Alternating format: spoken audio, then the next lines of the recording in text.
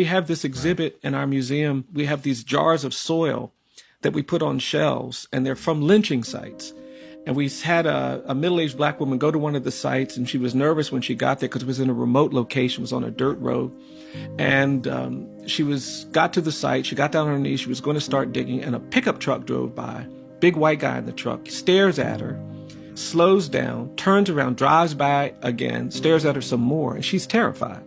Then the man parks the truck, gets out, walks over to her. She decides she's not going to tell him what she's doing. She said she's just going to say she's getting dirt for a garden. Man walks up to her and says, "What are you doing?"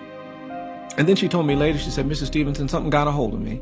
And I told that man, she said, "I'm digging soil because this is where a black man was lynched in 1937. I'm going to honor his life." She said, "It was just me and that big guy, but something got a hold of me."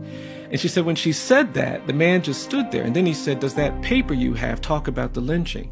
And she said, "Yes." And she gave the man the paper. He said, "Can I read it?" She said, "Yes." And he started reading the paper while she started digging.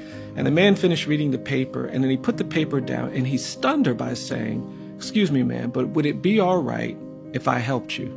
And she said, "Yes." And he got down on his knees, and she offered him the implement to dig the soil. He said, "No, no, no, no, no, I'll just use my hands." And this guy started throwing his hands into the soil and putting it in the jar, kept throwing his hands into the soil, and it blew her away. She said, "I had a tear running down my face. I just didn't expect it." And she said they got near the top, and she noticed that the man had slowed down, and she looked over at him, and she could see that his face was red.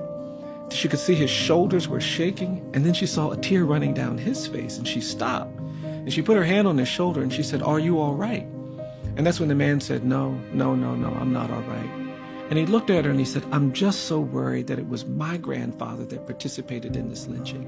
And she said they both sat there on this roadside weeping about the history, about the pain, about the suffering.